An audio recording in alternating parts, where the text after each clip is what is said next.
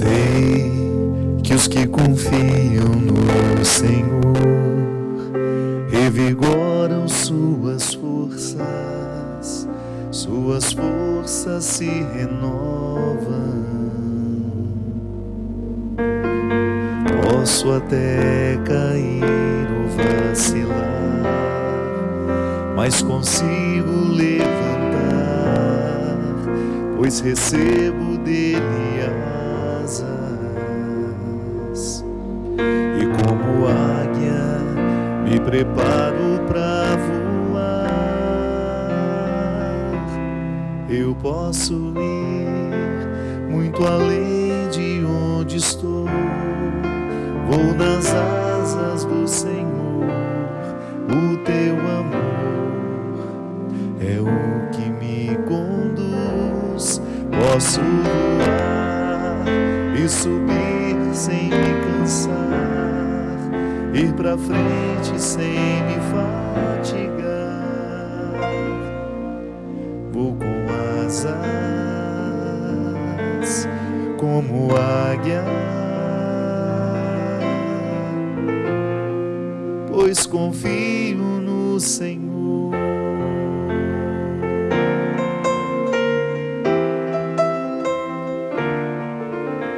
Sei que os que confiam no Senhor revigoram suas forças se renovam. Posso até cair ou vacilar, mas consigo levantar, pois recebo dele asas. E como águia me preparo para voar. Eu posso ir muito além de onde estou. Vou nas asas do Senhor. O teu amor é o que me conduz. Posso voar e subir sem me cansar, ir pra frente sem me fatigar. Vou com asas como águia. Posso voar e subir sem me cansar, ir pra frente sem me fatigar. Vou com asas como águia, pois confio no Senhor.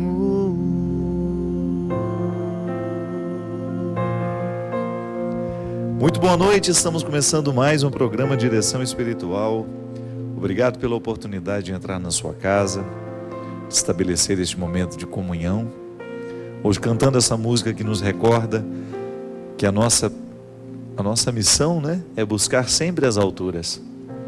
É interessante, minha gente, como na vida nós corremos o risco de nos acostumar com aquilo que é rasteiro. É interessante que é até uma arma do diabo no mundo de hoje. E quando eu digo diabo, eu me refiro a tudo aquilo que é diabólico. Gosto de dar sempre essa explicação, fazer essa distinção. O que é o diabólico? É tudo aquilo que nos quebra, que nos retira a inteireza, não é? São duas palavras que se complementam e que, ao mesmo tempo que simbolizam o contrário uma da outra, elas se complementam nos significados. O simbólico é aquilo que une, que estabelece as pontas, o vínculo, que faz com que a compreensão seja facilitada.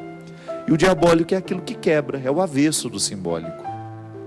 Então na vida nós enfrentamos e encontramos o tempo todo situações que são simbólicas, que nos ajudam a conectar, a conhecer, a entender. E existem as situações que são diabólicas, que são aquelas que perturbam, que tiram a compreensão, que coloca, né, uma nuvem diante dos nossos olhos, muitas vezes nos impedindo de chegar ao pleno conhecimento daquela realidade. Uma palavra, por exemplo, pode ser diabólica. Ela vem e coloca dentro de nós uma incapacidade de ver a verdade, por exemplo. E o diabólico, que é o fruto de tudo aquilo, né? Que é diabo no mundo, a presença do diabo no mundo é assim, a partir de situações diabólicas que nós reproduzimos. O diabo não teria nenhuma força no mundo se ele não tivesse a nossa participação em multiplicar o que é diabólico. A mentira, a fofoca, né? A injustiça, a inverdade. Somos nós que damos força ao diabo. Somos nós que fortalecemos o diabo no mundo, quando nós, no nosso jeito de viver, a gente se limita a viver o que é rasteiro. E quando eu falo que é rasteiro, eu não estou desconsiderando as questões humanas, o que é bonito aqui na terra. Não, eu estou falando daquilo que nos faz perder a capacidade de ir além. Quando é que um ser humano começa a morrer? É quando ele perde a capacidade de ir além, quando ele perde a capacidade de acreditar na superação, na possibilidade de ultrapassar um limite que é dele. Não é assim? Eu fico pensando que a dinâmica da nossa vida está muito associada também à dinâmica dos nossos sonhos. Eu fui um homem hoje, estou terminando o dia e olho para tudo aquilo que fui, e porque sou cristão, porque acredito no que é simbólico, na força de Deus em mim, porque faço a opção pelo que é simbólico, eu vou olhar tudo aquilo que eu fui com uma perspectiva de superação. Amanhã eu preciso ser ainda melhor. Aquilo que me segurou, aquilo que me impediu de ir além hoje, os meus sentimentos que não foram nobres, tudo aquilo que me impediu de ultrapassar os meus limites hoje, eu preciso superar amanhã. Isso num projeto que nunca tem fim. Porque já dizia São Paulo, a missão de todos nós é buscar as alturas, né? É fundamentado em tudo aquilo que é humano, em tudo aquilo que é térreo, para ter condições de alimentar no meu coração essas esperanças que me fazem ultrapassar os meus limites. Isso é bom, não é? Você ter a oportunidade de se olhar com esperança e você acreditar que você ainda não esgotou as suas possibilidades como pessoa. É muito confortante você saber que você ainda não esgotou a sua capacidade como filho, por exemplo. Que você ainda tem muito que visitar no seu coração para ser o filho que você pode ser. Que você tem muito que se empenhar com o auxílio da graça de Deus sempre para ser o filho que você pode ser. Isso vale para todos os nossos papéis, né? Você se interpretar assim como pai, isso vai dar uma dinâmica à sua paternidade. Você ainda não é o pai que você pode ser.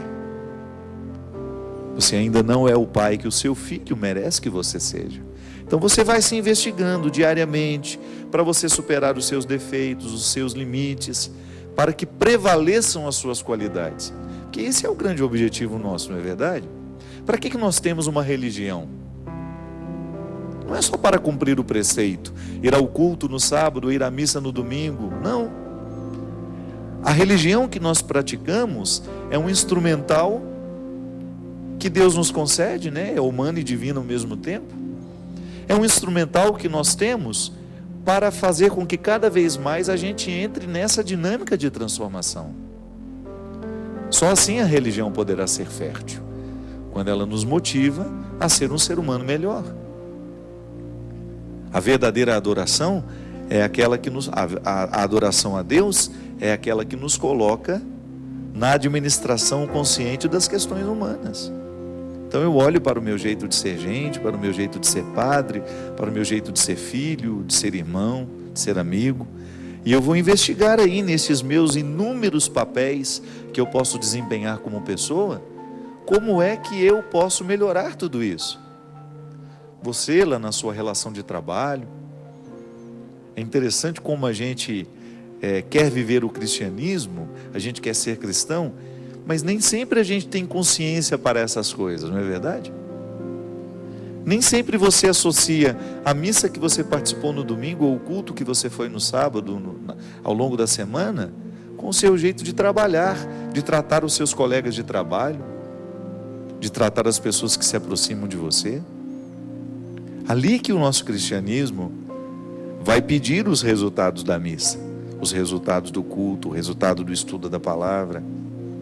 É na hora que a gente vive que vai nascer o testemunho daquilo que Deus está realizando em nós. É engraçado, né, gente, que às vezes as pessoas vivem uma experiência tão negativa com a religião que elas ficam descrentes de Deus por causa disso, por causa da falta de testemunho que presenciou enquanto estava lá dentro da igreja. Não é? Quantas vezes nós identificamos que no nosso contexto religioso há mais maldade do que entre os ateus? E que às vezes você encontra ateus que têm um coração muito melhor, muito mais justo, muito mais verdadeiro, muito mais ético do que naquele que está lá dentro da igreja todos os dias.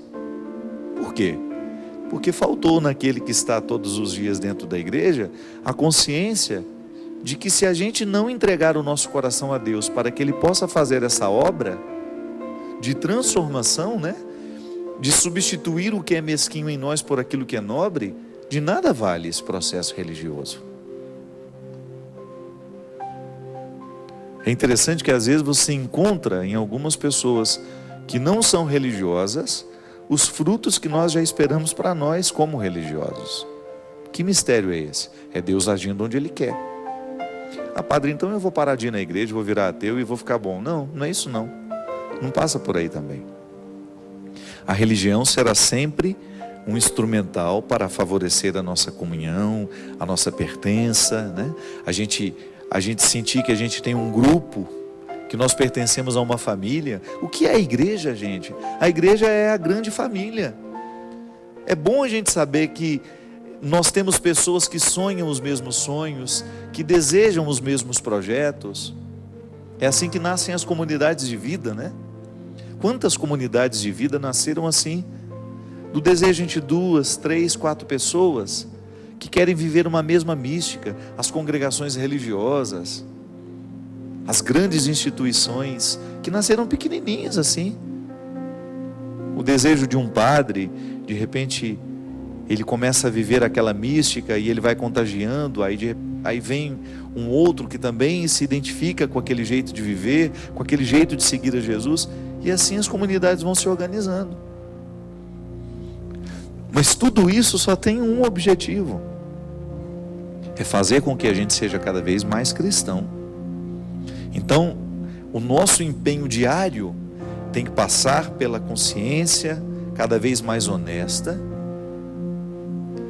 e a gente se perguntar diariamente: como é que eu estou vivendo esse cristianismo? Será que eu estou querendo as alturas? Será que eu estou vivendo de um jeito a buscar essas alturas? Ou eu estou me limitando aqui a ficar olhando as minhas mesquinharias e me acostumar com elas? Porque é muito triste isso, quando você identifica que você já se acostumou com seus defeitos. Aí a gente já está morrendo, já está quase sepultado, né? Porque se tem uma coisa que tem o poder de sepultar a gente, é defeito, quando não administrado. Então você se acostuma com seus defeitos e você já diz: ah, eu não vou mudar mais não, porque já... Não pode ser assim. Quando a gente se acostuma com as nossas misérias, essas misérias passam a nos possuir. E nós não podemos ser possuídos por misérias, né? Nós temos que ser possuídos pelas virtudes. Mas essa virtude não chove do céu e cai em cima da nossa cabeça, não. É uma luta diária para você identificar que esse é um dom que você recebeu de Deus, que passa pelo seu esforço, pela sua labuta, né? Pelo seu trabalho diário. Então hoje eu vou pedir a Deus que me dê a graça de iluminar a minha consciência para ser capaz de identificar no meu jeito de viver se eu estou buscando essas alturas ou se eu estou me limitando àquilo que é miserável. Não é fácil. A gente sabe que o projeto de Jesus não é brincadeira. O que Jesus pediu aos seus discípulos e o que Ele pede a cada um de nós hoje é árduo de ser conquistado. Mas a gente sabe também que o que vem com dificuldade a gente valoriza mais, né? Não é fácil você extrair do seu coração o que você tem de melhor. Agora, também não é justo que você viva sem fazer o esforço para extrair do coração aquilo que você tem de melhor. Imagina que você pode morrer sem ter chegado ao conhecimento do que você tem de mais sagrado. Não é justo com você. Não é justo você morrer sabendo que você não extraiu todas as suas possibilidades como pai. Não é justo com você que você finalize os seus dias nessa vida sem ter tido condições de trazer para fora a sua melhor parte. Aí volta ao que é diabólico, né? As realidades diabólicas que nós encontramos no mundo, elas justamente desfavorecem chegar a este lugar. Uma pessoa, por exemplo, que é viciada, que é viciada no álcool, por exemplo, ela tem muito mais dificuldade de chegar ao melhor de si. Uma pessoa invejosa, o invejoso tem muita dificuldade de chegar ao melhor de si. Por quê? Porque ele vai ficar sempre observando o que o outro tem, o que o outro alcançou, o que o outro fez, e ele terá pouco tempo para observar-se. O invejoso é aquele que está sempre olhando o outro. E quem não se olha vai ter muita dificuldade de chegar ao que tem de melhor. O mundo, minha gente, está cada vez mais nos oferecendo um lixo cultural, uma mentalidade muitas vezes cruel, que nos impede de ter esse empenho, de viver esse empenho. Eu não quero me limitar, eu não quero viver limitado pelos meus defeitos, pelas minhas misérias. Mas cuidado, não basta querer, você tem que se empenhar para isso acontecer. É aí que você vai identificar os amigos que você vai ter, o que você vai escolher na vida, o livro que você vai ler, o programa de televisão que você vai assistir. Tudo isso favorece o simbólico ou favorece o diabólico. Essas escolhas são fundamentais. Ainda essa semana a gente estava conversando sobre o nível das canções que tem tocado no rádio, né? Que tem tocado na televisão. Eu conheci uma cantora muito talentosa que não tem uma projeção assim na mídia. Ela tem um trabalho muito qualificado, mas quase ninguém conhece. E estava ouvindo algumas músicas que ela gravou.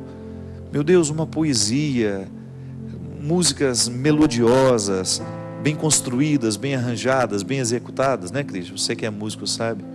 Onde que tocam essas músicas? Às vezes a gente não chega a achar o CD para comprar. Não tem? Por quê? Porque hoje nós estamos dentro de um contexto cultural onde nós nivelamos por baixo. Nós desconsideramos a sensibilidade das pessoas. Então nós oferecemos qualquer coisa, qualquer riminha que não precisa nem ter significado. E às vezes são altamente agressivas à dignidade da pessoa humana, ou então ela motiva um tipo de comportamento que não passa pela honestidade de quem realmente, ou pela coragem de ser melhor. Você pode até pensar, padre, mas o que tem a ver uma coisa com a outra?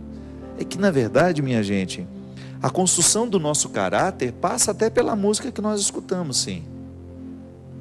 A música que nós escutamos, o livro que a gente leu, volto a dizer, o que a gente assiste, o que a gente permite que nos influencie, as pessoas que vão nos ajudar a pensar quem somos, né? Eu, por exemplo, eu fico muito assim, responsabilizado com o papel que eu exerço na vida de muita gente, porque eu sou uma autoridade religiosa. O padre tem o poder religioso. Então, o padre da paróquia, ele pode nunca ter aparecido na televisão, mas ele faz um sermão toda a missa que ele celebra, que ele preside. As pessoas estão ouvindo, ele está formando opinião. O pastor, o líder religioso, quando ele está fazendo um discurso, né, no alto do seu púlpito, daquela geografia da sua autoridade, ele tem que ter muita responsabilidade, porque aquela palavra pode ser simbólica ou ela também pode ser diabólica. Porque nós que somos uma autoridade religiosa, nós não estamos livres de também sermos diabólicos. É o cuidado que a gente precisa ter o tempo todo. Nós aqui estamos na Canção Nova, um centro onde toda a comunicação que se produz aqui é numa tentativa de fazer o ser humano ser melhor. Para isso nós falamos de Deus, porque nós acreditamos que quando nós temos Deus no coração e quando nós nos empenhamos para produzir os frutos divinos, que são frutos de conversão, de mudança de vida, de consciência cada vez mais apurada, de como devo tratar as pessoas, de como devo tratar o dinheiro que eu ganho, de como devo tratar a minha sexualidade, de como devo tratar os meus amigos, o trabalho que eu desempenho, a função, o conhecimento que eu adquiri. Tudo isso é responsabilidade que a partir da experiência que nós temos de Deus, nós temos que honrar. Então, essa experiência que eu fiz de Deus me motiva a observar o meu jeito de ser gente. E observando o jeito de ser gente, você identifica o que é do alto e o que não é do alto. O que é simbólico, o que é divino e o que é diabólico. A palavra que a gente vai escolher dizer, né? Eu sempre digo isso. O inferno começa, ou o céu começa, na palavra que a gente diz ao outro, naquilo que a gente escolhe dizer ao outro. Nós promovemos o céu ou nós promovemos o inferno? Quantas vezes a sua paz foi embora por causa de uma palavra infeliz que o outro resolveu lhe dizer? Quantas vezes você retirou a paz do outro com aquela palavra infeliz, passou a mão no telefone, não tinha o que fazer, ligou e envenenou o outro? A palavra, ela pode curar e ela também adoece.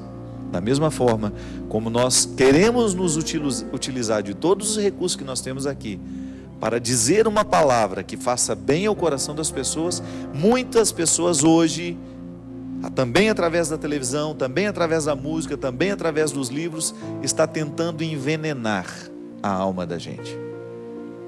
E aí a gente tem que escolher. Você é livre para mudar a sintonia da rádio, para saber onde é que vai tocar música de qualidade, para saber onde que vai tocar uma música que realmente vai fazer bem ao seu coração. Ou então mudar o canal para você saber onde é que está uma programação que realmente vai agregar do ponto de vista cultural. O que você vai assistir e que realmente vai colaborar para o seu crescimento humano. Tantos canais, né, é impressionante como hoje nós temos a história contada através de documentários.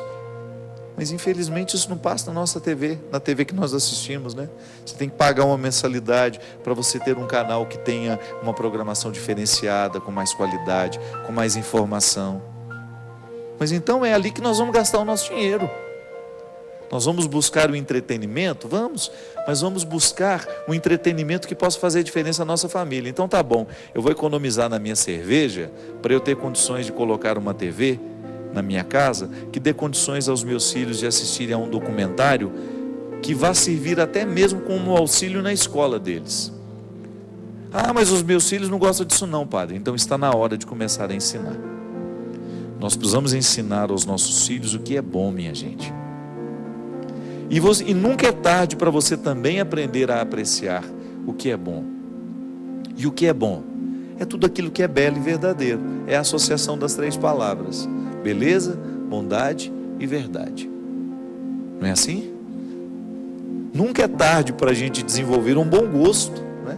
para a gente ficar um pouco mais exigente com aquilo que entra no nosso ouvido, com aquilo que entra nos nossos olhos.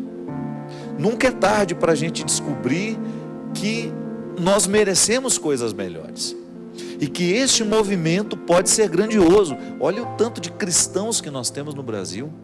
Você já imaginou se todo cristão se negar, se colocar diante de tudo isso que é um lixo cultural que é julgado para nós, com uma postura mais coerente e mais decisiva? Não, aqui na minha casa essa música não vai tocar. Aqui na minha casa nós não vamos tolerar nada que seja agressivo à nossa dignidade. Pode estar na moda, pode ser isso, pode ser aquilo, mas nós não vamos admitir. Por quê? Porque aqui nessa casa nós queremos buscar as coisas do alto. E definitivamente, o que é do alto? É aquilo que toca o nosso coração, é aquilo que faz com que a gente tenha o desejo de ultrapassar os nossos limites e de ir além.